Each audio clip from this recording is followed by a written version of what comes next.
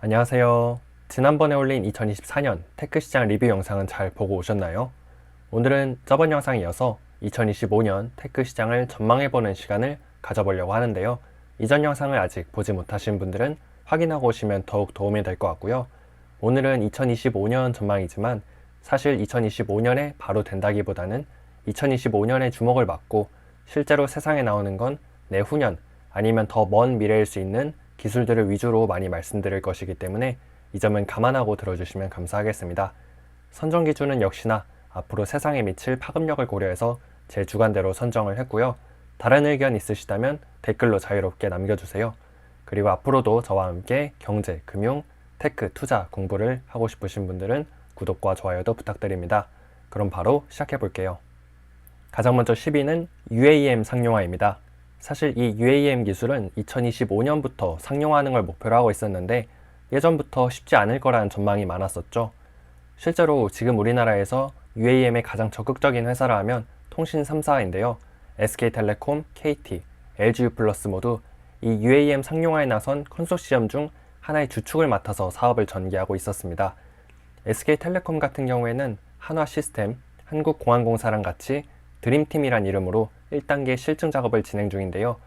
여기는 미국의 조비 에비에이션의 기체를 활용한다는 점이 특징인데 문제는 SK텔레콤이 AI에 집중하면서 이 UAM에서 살짝 발을 빼려는 움직임이 나타나고 있습니다.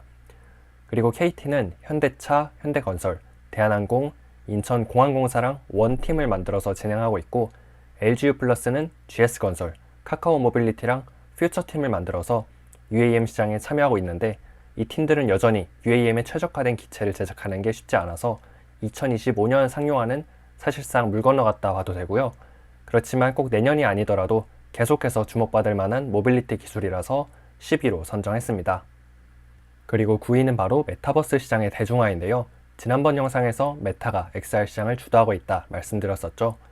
그런데 올해 초에 애플도 비전 프로를 출시하면서 이 시장에 들어왔고 내년에는 삼성까지 들어온다고 합니다. 삼성전자는 스마트폰에서 했던 것처럼 구글의 안드로이드 OS랑 퀄컴의 칩을 탑재한 XR 디바이스 프로젝트 무한을 출시한다 하는데요. 사실 삼성전자가 XR 시장에 진입하는 건 이번이 처음이 아니죠. 2014년에는 지금 메타가 인수한 오큘러스랑 같이 기어 VR 헤드셋을 출시한 적도 있고 2017년에는 마이크로소프트랑 오디세이라는 헤드셋을 출시한 적이 있습니다. 둘 다 실패한 프로젝트로 남아있는데 이번에 프로젝트 무한이 기대되는 이유는 XR과 AI의 결합 때문인데요. 이번에 삼성과 구글과 퀄컴이 공동 개발한 안드로이드 XR에는 구글 제미나이가 탑재되어 있어서 멀티모달 방식으로 그러니까 음성으로 AI와 대화할 수 있는 XR 디바이스가 될 거라고 합니다. 지금 애플은 비전 프로를 통해서 프리미엄 라인을 먼저 공략하고 있고 메타는 퀘스트를 통해서 매스 라인을 공략하고 있는데 삼성의 XR은 과연 어느 쪽 시장을 먼저 타겟팅할지 궁금증을 모으고 있기 때문에 이 메타버스 시장의 부활을 9위에 선정했습니다. 다음으로 8위는 메모리 반도체 업계의 지각 변동인데요. 원래 메모리 하면 디램에서는 삼성, 하이닉스, 마이크론의 3파전이었고 낸드에서는 이 디램 3총사에다가 미국의 웨스턴 디지털 그리고 일본의 키옥시아까지 있었죠.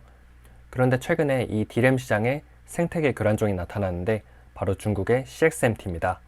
CXMT가 지금 범용 디램이라 불리는 DDR4 제품을 빠르게 잠식하면서 올해 3분기 점유율이 6%에서 내년 3분기에는 10%를 넘길 거라고 해요.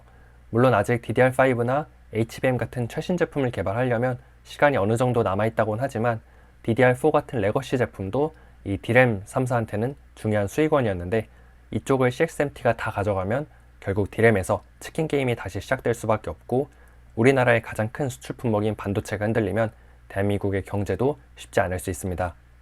게다가 낸드에서는 중국의 YMTC라는 회사가 원래 있었는데 최근에는 잠잠하긴 하지만 낸드 시장 자체가 요즘 전반적으로 좋지 않은 상황에서 YMTC까지 다시 저가 공세로 밀고 들어오면 이 메모리 업계의 지각 변동이 더욱 크게 나타날 수가 있습니다.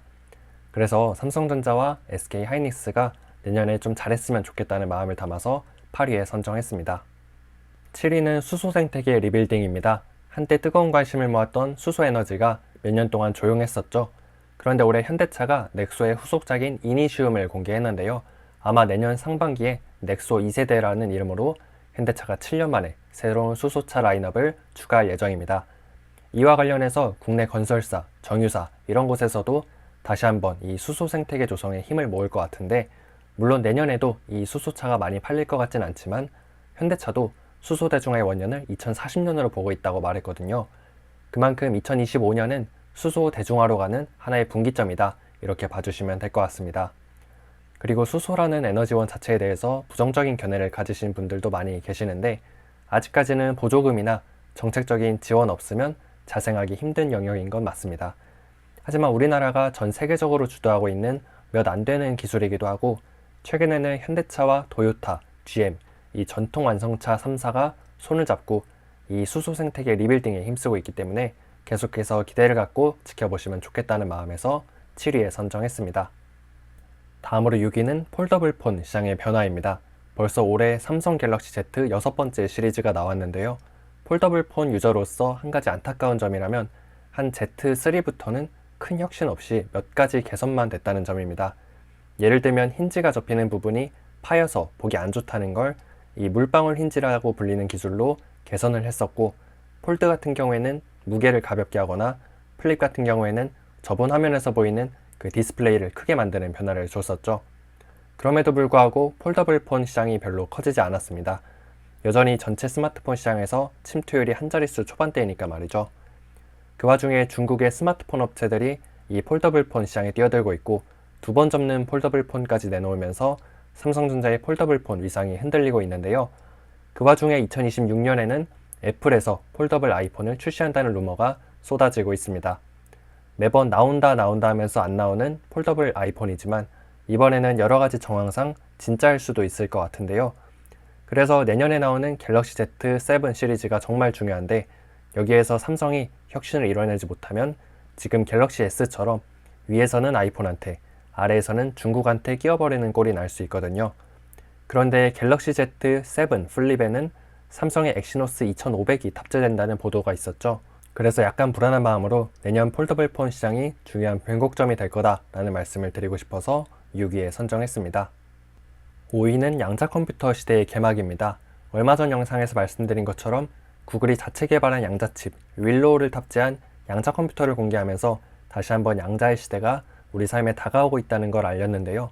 이 시장은 구글, 마이크로소프트, IBM 3사가 주도를 하고 있습니다. 이전 영상에서 말씀드린 것처럼 새 회사가 추구하는 이 양자 컴퓨터 개발 방향성에는 다소 차이가 있는데요. 그동안 양자 컴퓨터가 기대를 모으기도 했지만 한편으로는 계속해서 테마성 이슈에 그쳤던 이유가 실생활에 활용되는 케이스가 별로 없었기 때문이었거든요. 그리고 너무 똑똑한 사람들이 의외로 간단한 문제에서 바보같이 헤매는 것처럼 이 양자 컴퓨터도 큐비트라는 게 암호 해독이나 경로 최적화 같은 복잡한 문제는 잘 풀면서도 단순 계산이나 반복문 처리 같은 간단한 문제는 잘 못 푼다고 해요. 그런데 구글이 이번에 양자 컴퓨터를 공개하면서 우리가 내년에는 기존의 슈퍼컴퓨터가 풀지 못했던 문제를 이 양자 컴퓨터로 풀어내는 실제 사례를 공유하겠다라고 했거든요. 그래서 구글이 이 양자 컴퓨터를 사용하는 방법을 보여주면서 자연스럽게 양자의 시대가 활짝 열리지 않을까 하는 기대감으로 5위에 선정했습니다. 그리고 4위는 파운드리 업계가 2나노를 넘어서 옹스트롬 시대로 들어간다는 소식입니다. TSMC가 3나노까지는 기존의 핀팻 공정을 사용하다가 2나노부터는 게이트 올 어라운드라는 새로운 공정을 사용하기로 했잖아요. 삼성전자가 3나노에서 이 GAA를 먼저 하겠다고 하다가 결국에 기술 뒤집기에 실패했는데, 들리는 바에 따르면 TSMC는 2나노 시범 생산에서 수율이 벌써 60%를 넘었다고 합니다. TSMC 2나노의 첫 번째 고객으로는 당연히 애플, 그리고 AMD로 추정된다고 하는데 아마 엔비디아도 이쪽에 붙지 않을까 싶고요. 퀄컴도 요즘 애플이나 미디어텍한테 밀리고 있어서 삼성 파운드리로 돌아오기보다는 TSMC의 3나노라도 들어가려 하지 않을까 싶습니다. 올해 3분기 파운드리 시장 점유율에서 삼성 파운드리가 집계 일에 처음으로 10% 미만으로 떨어지고 TSMC의 지배력이 더욱 강화됐잖아요. 그리고 오히려 중국의 SMIC가 삼성 파운드리의 턱밑까지 추격하고 있고요. 그래서 삼성 파운드리가 재정비를 하고 다시 TSMC를 추격하려면 이 TSMC가 2나노에서 삐끗해야 되는데 분위기상으로는 너무 잘할 것 같고, 오히려 2나노 미만, 1나노 때부터는 옹스트롬이라는 단위를 사용하는데 이 TSMC가 옹스트롬 시대를 예상보다 더 빠르게 열 것 같다라는 생각에 4위로 선정했습니다. 다음으로 3위는 휴머노이드 로봇인데요. 이 로봇 시장도 엄청나게 치열하게 움직이고 있는 말 그대로 전쟁터입니다. 가장 많이 들어보셨을 법한 휴머노이드 로봇은 테슬라의 옵티머스일 텐데요. 얼마 전에는 사람이 던지는 물건을 옵티머스가 받는 영상도 공개가 됐었고, 지난 10월 테슬라 로봇택시 공개 행사에서는 막판에 옵티머스 로봇들이 단체로 춤추는 모습이 공개가 됐었죠. 휴머노이드 로봇에서 제일 중요한 것 중 하나가 이 손의 자유도, 그러니까 얼마나 로봇 손이 사람 손처럼 자유자재로 움직일 수 있느냐인데, 이게 정말 빠르게 개선되고 있다는 점이 인상적이었습니다.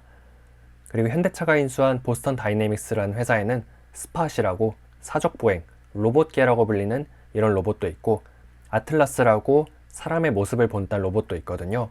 이런 로봇들이 무인 건설 현장이나 제조 라인에 투입되면서 사람의 노동력도 줄여주고 공장에서 일어나는 안전 문제까지 해결해주면서 회사 입장에서는 여러 가지 리스크를 줄이는데 이 로봇들을 활용할 것으로 보입니다. 그리고 피규어 AI라는 스타트업에서는 휴머노이드 로봇에 AI를 접목해서 개발했는데, 이렇게 하면 로봇이 사람 말을 알아들을 수도 있습니다. 예를 들어서 피규어 AI가 첫 번째로 개발한 피규어 1은 사람이 로봇한테 식탁 앞에 놓여 있는 것 중에서 나한테 먹을 수 있는 걸 건네줘 라고 했더니 여러 가지 물건 중에서 사과를 집어서 건네주기도 했고요. 사람과 자연스럽게 대화하는 모습으로 충격을 주기도 했었습니다. 그리고 얼마 전에 개발된 피규어 2는 BMW 공장에서 이 마이크와 스피커를 연결해서 사람과 대화를 하고 차체용 금속 부품을 정확한 위치로 옮기는 것처럼 실제 업무에 투입되고 있다고 하는데요. 이렇게 사람과 로봇이 협동하는 게 이미 시작이 됐다. 그리고 조만간 가정에도 가사노동을 돕는 로봇이 들어오면서 주부들을 가사노동에서 해방시킨 세탁기 혁명이 21세기에도 이 휴머노이드 로봇을 통해서 이루어지겠다 하는 생각에 3위로 선정했습니다. 2위는 바로 에이전트 AI인데요. 오픈 AI의 CEO 샘 알트만도 2025년은 에이전트 AI의 시대가 될 거다라고 말했죠. 지금까지 생성형 AI는 사람이 프롬프트를 직접 입력하고 작동시켜야 됐는데, 앞으로는 AI가 스스로 목표를 설정하고 작업을 수행하는 게 가능해지면서 AI가 우리의 일상과 업무에 더욱 깊숙이 침투할 것으로 예상이 됩니다. 이 에이전트 AI가 가능해질 수 있었던 이유로 추론형 모델을 꼽고 싶은데요. 오픈 AI가 최근에 개발한 O1이라는 모델은 GPT가 아닙니다. 무슨 말이냐면 제미나이 1.5나 GPT-4 같은 모델은 사전에 데이터를 학습시켜 놓고 그 안에서 단어를 조합해서 답변을 하는 식이었다면, O1 같은 추론형 모델은 사전에 학습된 데이터 외에도 자기 스스로 생각을 하고 복잡한 사고를 논리적으로 전개해서 답변을 내놓는 AI 모델이라는 뜻인데요. 예를 들어 지금까지 GPT 모델은 다음 주 화요일 오후 3시에 거래처와 미팅을 잡아줘 라고 하면 캘린더에 반영해주는 것까지만 할 수 있었다면, 앞으로 나오게 되는 이 에이전트 AI는 거래처에 연락을 해서 화요일 오후 3시에 일정이 가능합니까? 이렇게 확인도 해주고, 안 된다고 하면 거래처와 일정을 조율해서 변경까지도 해줄 수 있다는 거죠. 마치 우리가 스마트폰 하나씩 들고 다니는 것처럼 언젠가는 사람들이 모두 각자의 AI 비서를 소유하는 시대가 멀지 않았다는 생각도 듭니다. 물론 이건 되게 낙관적인 전망이고, 이렇게 되면 프라이버시 문제라거나 마약이나 성범죄에 악용될 수 있다는 우려도 있어서 내년에 완전히 대중화된다 이런 건 아니고요. 그렇지만 인간의 통제 범위 안에서 에이전트 AI로 업무를 자동화하는 건 이미 아는 사람들은 아주 잘 쓰고 있거든요. 그래서 이런 점에서 AI가 내년에 굉장히 고도화되지 않을까 싶고요.